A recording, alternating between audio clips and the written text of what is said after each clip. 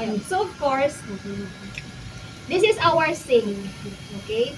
So, there are different types naman ng sink. Kasi yung sink natin, paddle. Ibig sabihin, nag-flow yung water through a paddle. So, inaapakan natin. Yung iba naman kasi, gaganon mo lang, may sensor na, lalabas na yung water. Diba? Dati kasi, yung gripo, okay, hindi mo pwedeng hawakan yung gripo. Kasi dapat, wala kang hahawakan sa sink na to. Kasi the sink is already contaminated with different types of microorganisms. Kaya kung puset yung ginagamit, dapat may mag-ooperate para sa'yo. O dahil yung atin naman is paddle naman ito, o aapakan lang natin gano'n. Ganun pala may mga doktor, no, marami silang alalay. Kasi Oo, may nagsusot ng gloves, may nagsusuot ng mask. gloves, may nagsusuot ng subok, pero may magpipis gano'n. Okay, so buksan ko na ito. Ayan. Okay, so sabi nga natin, dapat we have to check the integrity of our hands. Dapat walang sugat. Dapat remove all the jewelries. Lahat yan kasi pwedeng mapag-anuhan ng or that harbors microorganism kasi yun. Dapat maigsi yung kuko. And then, of course, prepare na all the things that kailangan mo, especially the surgical brush. And then, para sa ating medical asepsis, soap lang gagamitin natin. Pag sa surgical brush. Okay? So, after check the integrity of the hands, remove all the jewelries, check for the integrity of or yung flow ng water. Dapat tuloy-tuloy yung flow ng tubig natin. Okay, so dapat i-maintain natin yung flow. Kasi baka mamaya, kasi syempre, nagulat kayo biglang na gano'n. Ayan. So dito, hand washing yung gagawin natin na hindi tayo maghuhugas ng plato, hindi tayo maglalaba, hindi tayo maliligo. Okay, sige. So first is, medical hand washing muna yung gagawin natin. So yung una-una nating gagawin pag sa medical hand wash, we are going to start from the wrist muna. Okay, okay, sa wrist muna tayo. So dapat, dahil yung pinakamadumi na part sa kamay, sa hands natin, is the fingernails. Okay, so nandun kasi, syempre pag kumakain ka, ito yung ginagamit natin. Kaya, dapat doon tayo mag-uumpisa sa pinaka-cleanest part. Ano yung pinaka-cleanest part? Yung wrist. Kaya nga, pag nag-wash muna tayo, start from the wrist. Okay, start from the wrist tayo. Kasi para yung harmful microorganism or the microorganism, pababa yung flow. Okay, so doon sa sasama sa water, pababa siya. Kasi kung ito uunahin mo, syempre dahil itong pinakamadumi, pag bumaba yung tubig dito, kakalat. Kaya nga uunahin natin yung wrist. O wash muna the wrist, and then get the soap. Dahil yung soap natin is, kung yan nandyan nakastack lang, syempre binahaya na to ng microorganism. So anong gagawin natin? We have to wash first the soap. Okay, wash muna natin yan. After washing, lather the soap. Dapat kailangan bumubula. Alam mo kung bakit kailangan siya bumubula? Para the microorganism will suspend din dun sa bula. Okay? And then, start from the, kung saan mo gusto mag-start, pwede dito or sa kabila. Ay, gusto ko dito. Okay, kaya nga yung sabon, yung itong part, itong side ng kamay ko, kumuha ng sabon kasi itong part ng kamay ko itong uunahin kong lilinisin. Okay, so start from the wrist. Start from the wrist, dapat ganon, circular, and then going to the back of the hand, side of the hand, sa palm, side ulit. Kung saang side ka nag-stop, diretso ka na sa each of the fingers. Each of the fingers. Each of the fingers. And then, interlace. And then, i-interlace mo din. And then, dahil ito yung nilinis ko, yung fingertips, ikukuskus mo dito. Nawala? Ma'am, nawala po. Nawala yung net. Wait lang. Recording in progress. Wala po yung start from the wrist, back of the hand, side, palm, side, each of the fingers. Nawala na tuloy yung bula. Each of the fingers, and then interlace, and then the fingertips. Okay, so diretso ko na. Kabilang kamay naman. Get the soap. Basahin ko muna sandali. And then, sa wrist, back of the hand, side, side, side, each of the fingers, and then interlace, and then fingernails. Okay, so yung pag-rinse nito, fingers up na. Okay, kasi malinis na rin tong fingernails. Kaya pag nag-rinse, dito na tayo mag-uumpisa sa fingernails or sa fingertips.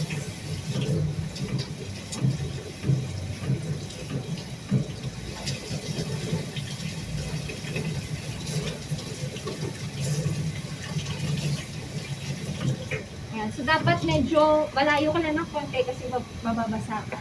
Sorry. Okay. So sa pag-wipe nito using a towel, so dapat yung pag-wipe, pababa, isang stroke lang. Hindi pwede pabalik-balik na gano'n ha. Ganon lang. Kung nag-umpisa ka na dito, pababa, diretso na. Sayang sa Tapos, tissue mo. ha? Ganon talaga. Sayang sa tissue. Okay? Ayun. So pababa.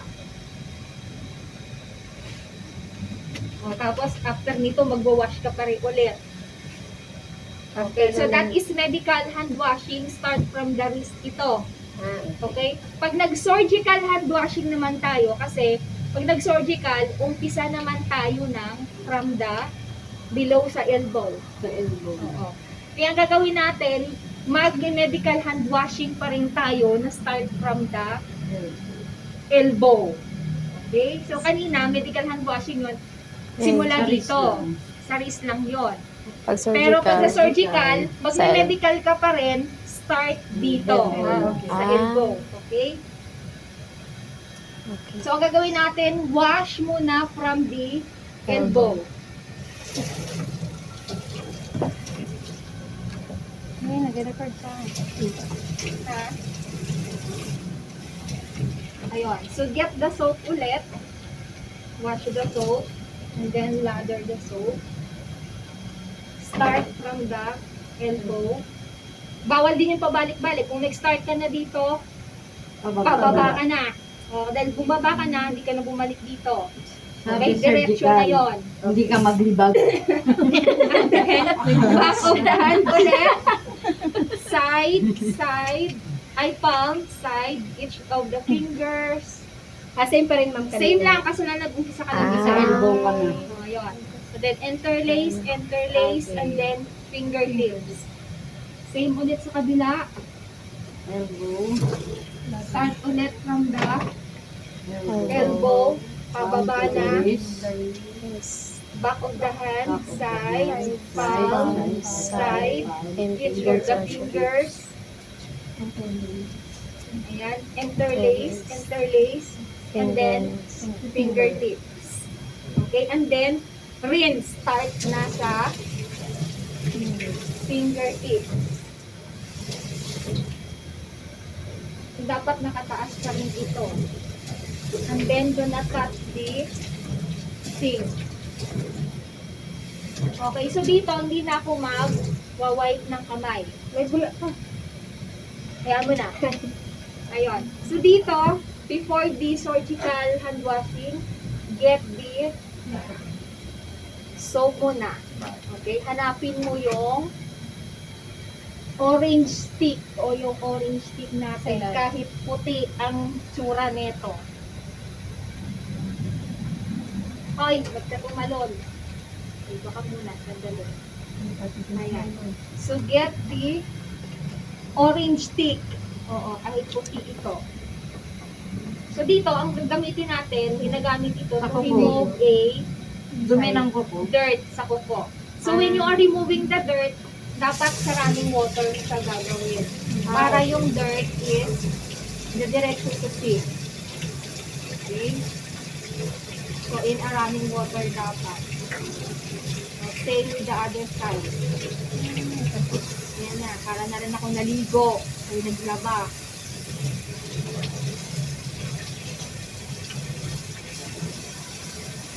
Oh, let's say, na-remove ko na. Oh, start na tayo sa surgical. Get the surgical brush. Yung surgical brush natin, may betadine ito. Okay, so yung gagawin mo muna, ilather mo muna ng soap. Pabulain mo muna siya. Okay, so pag bula na siya, start from the fingertips tayo. Pag sa surgical, so start from the fingertips. Okay, lather mo muna yung soap. Lather mo muna sa kamay. Kabila, lather mo doon. Lather mo muna yan. Okay, ngayon start na mag-brush. Yung brush the fingertips. Pag ganito, straight dapat yung kasi you have to maintain the sterility ng part na to. Dapat hindi ka bababa, hindi tataas. Kasi, pag tinaas mo yung kamay mo, dito sa atmosphere na to, that's already contaminated na yan. Pag binaba mo, ganun din. So, dapat maintain lang banda sa chest. Gitna lang. Okay? So, start brushing the fingernails. And then, each of the fingers, yung side na yon, babrush mo yan, each of the fingers. Sa healthcare, sa kanila, each of the sides, magbibilang sila ng 30 seconds. O ilan yon? 4 times 5.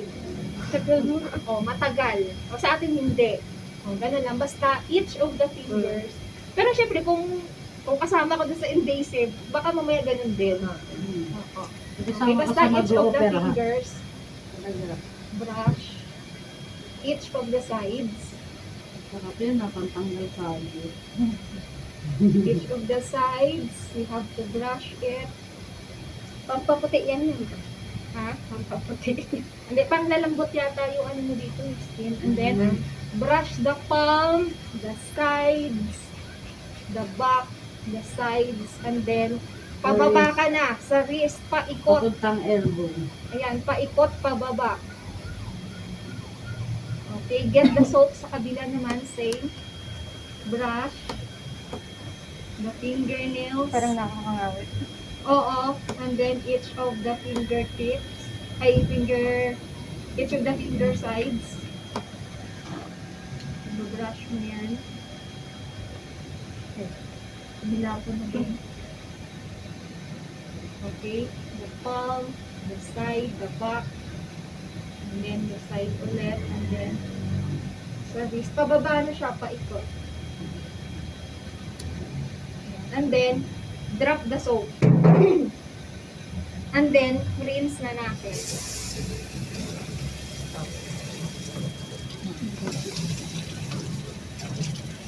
So, wala na yung gamit, tapon na yun. Yes po. Tapo na siya. One time lang siya ginagamit. Pero kung gusto mo, Basta ulit tissue. basa na rin yung tissue. Okay, so after rinsing, kasi bawal din magpagpag. Okay, get the towel.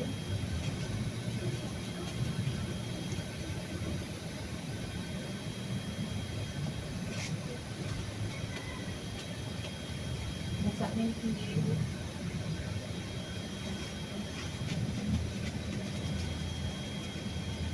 Medyo pumuti ng konti. Kaya nga sabi ko sa'yo, papaputi eh. Kuminis yung ano mo ah. Kuminis yung kamay. Okay, sige. So, after that, dapat sabi ko nga, maintain the sterility. Okay, dapat hindi tataas, hindi bababa yung kamay mo. Dapat ganito lang.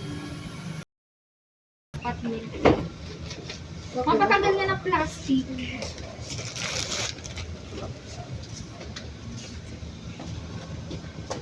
Dipat muna natin sila dito. Ma'am, okay na? Nakikita na dyan? Yes, Okay na yun? nakikita, oo. Nakikita nyo ba kami? Ako lang. Ayun. So, sa pagsusuot ng gown, okay, I'm going to wear na the gown. So, dito dapat maintain din yung sterility nito.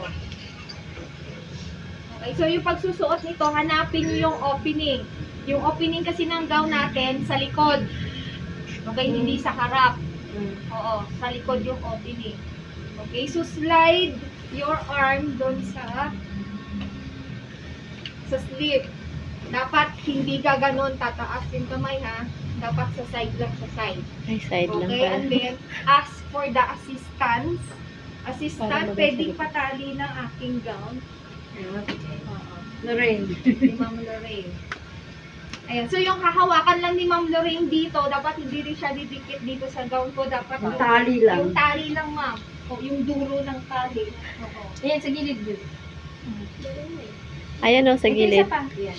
Yakapin mo si mama. Alam mo yan, parang di makagalaw. Sumabon. Pa, sa kamay mo. Ma'am, di ba iba yung umiikot ba? Oo. Eh, nakuha niyo na eh. Nakuha niyo na yung tali. Oo. Paano yung kamay, ma'am? Ganyan lang, ma'am. Yung Ito, kamay. ma'am, ito. Nilak ba to sa taas? Yan. Natali niya na. Nakuha niya na yung tali. Yung mula kang kamay. Ayun. So, meron kasi tayong gloving. Okay, meron tayong close gloving tsaka open gloving. So, dalawa yung didemonstrate ko, open and close gloving. Pag hindi nakalabas yung kamay ko, ibig sabihin close gloving yan. Pag lumabas yung kamay ko, Open gloving. open gloving. Okay? Mali ko muna. Ayan. So, sa close gloving, ibig sabihin nun, buksan ko muna ito guys, sandali. Para saan? Sa RD ninyo, isa lang yung papagawa ko. It's either, pipili na lang kayo, it's either close gloving ba or Open. open Open gloving. Buksan ko na yung dalawa.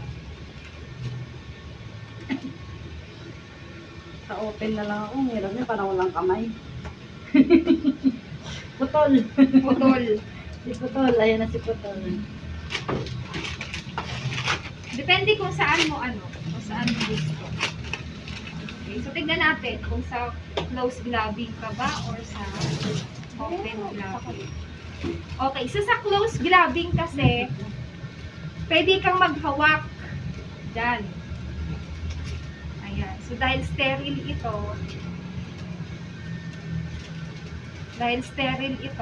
dahil yung part na to ay, ito kasi part na to, ito yung nagtatouch dun sa skin mo. Okay? Yung loob na yan, yan yung sterile. Ibig sabihin, hindi mo pwedeng hawakan yan ng bare hands din. Kaya kasi syempre, ahawak ka dun sa part ng, let's say, open wound ng pasyente, dapat maintain the sterility of that part. Okay? So, ito yung close gloving natin. Okay, sa close gloving, okay lang na maghawak ako dito or sa part na to. Kasi nga, sterile naman ito, sterile din yan. Ang problema na kasi dito, Hindi parang mapulot. putol, hindi mo papasok. Mahirap. Di ba ma'am yung iba pwede yung tinutulungan? Yes, kasi sa atin hindi. Pag doktor Doktor lang yun. Doktor. Ayan, so dito, Sa atin tayong katulong. Tayong katulong din. nga pala, Tagal niya. dito lang problema sa sa close gloving. Ayan.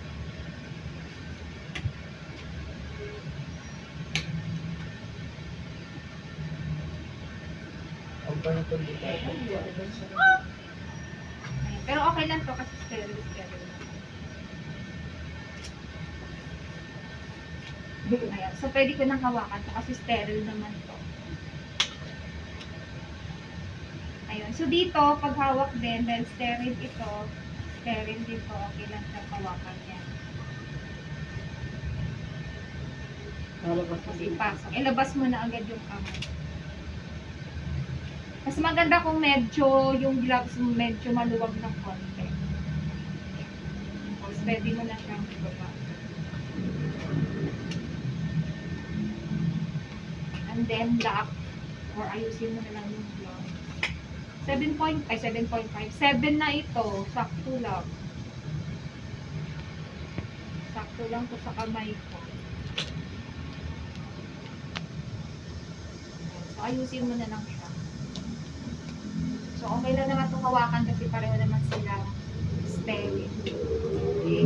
Yan. And then, lock. Lock. Lock mo siya. Ayan. So, this is a close glabbing. Okay? Ayan. Kung meron ka ng kung meron ka ng procedure na sa procedure tuli. Okay, after na ako nagtuli, I have to remove na my PPE. Pero hindi ko muna totally remove, mamaya na. After na ng isa pang demo ko, yung sa open glabbing. Okay, kunyari, the sterility ulit. Ayun. So, alam naman natin yung right tsaka yung left na kamay kasi meron naman instruction yan dito. Ayun. So, dito, dahil ito yung magta-touch sa skin mo, so okay lang yan na hawakan ng kamay ko kasi ito naman yung magta-touch sa skin. Okay? So, ipasok natin yung kamay. Pero itong kamay ko na to, hindi pwedeng humawak dyan. Kasi dapat sterile ito. Okay lang ito, saka ito hahawakan ko.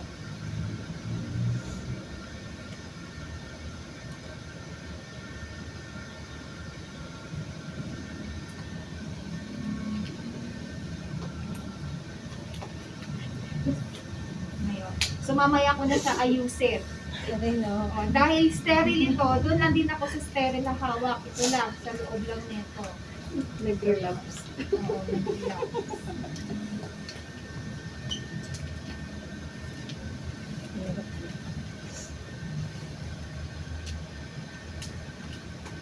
Ayan. So, saka mo na siya ayusin kasi pareho naman na siya sterile.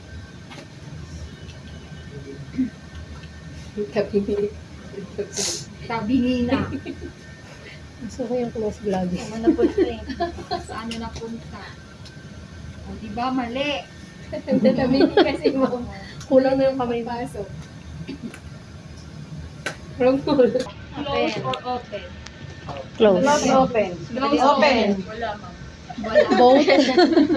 Oh, so depende. Kasi isa lang naman ipapagawa ko. It's either open glabbing or closed glabbing. Ayan Okay? Okay, so kunyari after invasive procedure, nagtuli. Okay, so I am going to remove. doffing na or remove the PPE. Okay, assistant. I'm doffing. Tanggal ng tali. Yan ah. Extra ka pa sa pelikula ko. Sorry.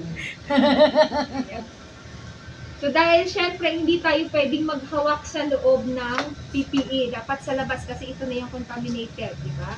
So to remove the gown, hihilahin mo lang siya gano'n. Dapat dito lang sa labas sa hawak, hindi dito sa loob. Dito lang sa labas. Okay, so pag remove mo ng gano'n, isabay mo na yung Gloves. gloves. Ganyan. Okay? Sa loob ka pa rin nahawak. Sa loob. Kaya, pag na-remove mo na siya, o di yung hawak mo pa rin, loob. And then, confine the microorganism. Microorganism. May nahawakan ka sa labas? Wala. And then, of course, the cup. Ito ulit kasi contaminated na itong part na ito sa labas. And then, confine. And then, the mask. Okay, so dapat Inside. sa loob pa din.